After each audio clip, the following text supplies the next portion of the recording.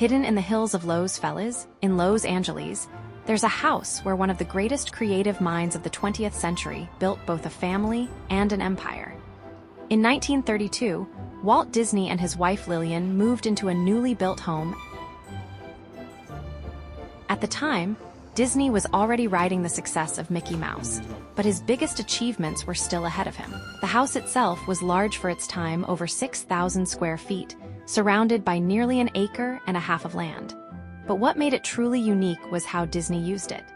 Inside, he transformed part of the home into a private screening room where he would review daily footage from his studio. It wasn't just a house, it was an extension of his creative process.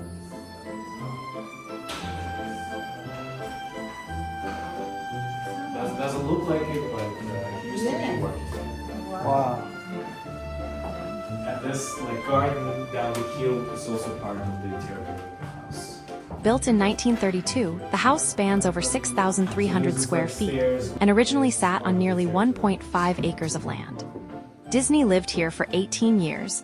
The house was designed with architect Frank Crowhurst, blending Tudor and French Normandy styles. So, when he would have guests at the house and they would get together. The home originally cost around $50,000 to build in the early 1930s and was completed in just 2 months, an incredibly fast construction for its size.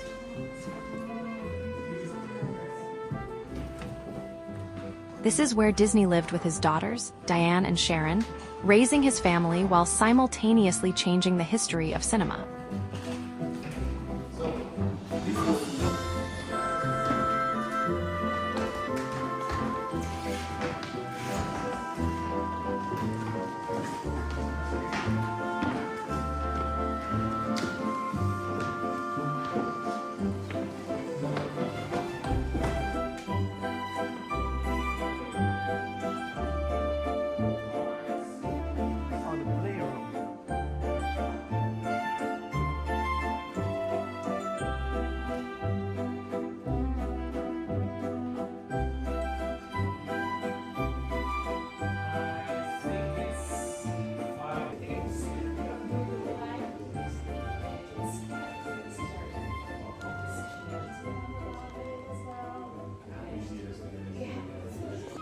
During the years he spent here from 1932 to 1950, Disney created some of his most iconic works, including Snow White and the Seven Dwarfs, the first full-length animated feature film, followed by classics like Bambi and Cinderella. From the outside, the house still feels discreet, hidden behind gates and a steep driveway. But at the top, it reveals what many call a real-life storybook mansion, a reflection of the imagination that defined Disney's work.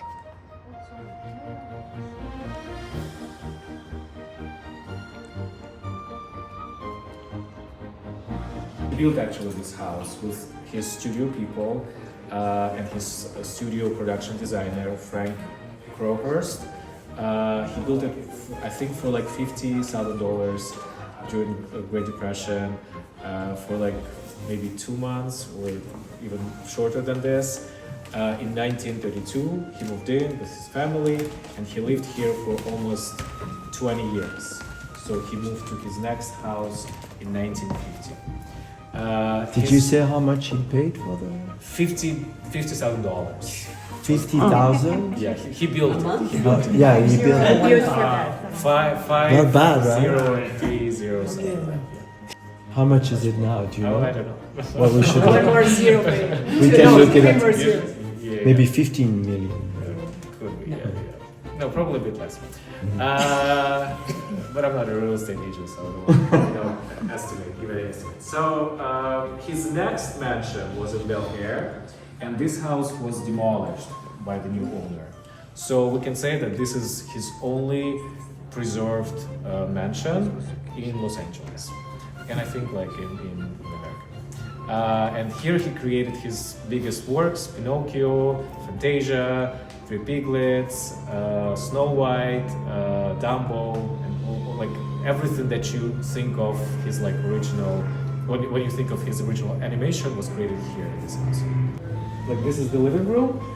We're about to see the screen, his original screen room, where we're gonna see our movie. The house was it's basically how it was before. We only got, I think the kitchen was remodeled, and the bathrooms for the guest bedrooms and for the primary bedroom, they were remodeled. The rest is how it was when Disney lived here. The furniture is clearly different, but with the help of Oscar-winning production designer John Mayer, he helped us recreate the look and the feel of the house when Disney lived here. But what is original here is the besides, like, you know, the walls and the layout, are the ceilings. So the drawings, I don't know how to say it correctly. So the drawings are created by the studio art designers. Let's go to the dollhouse.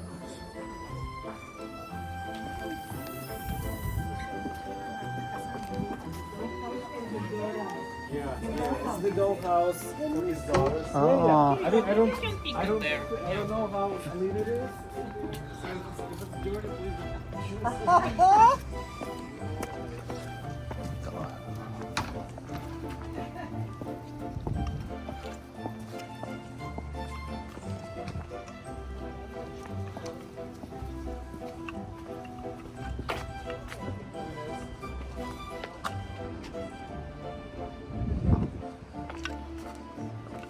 Oh.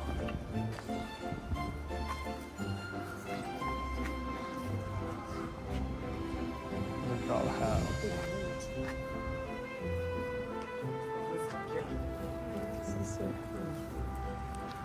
Oh, the dollhouse.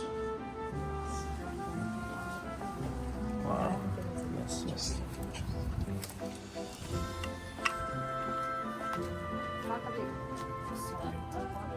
Do you want me to take a picture of you?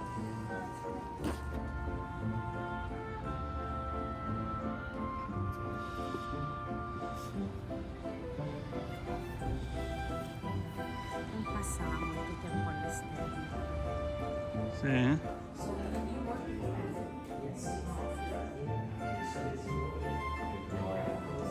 Today, the home remains a private residence, but its legacy is anything but private.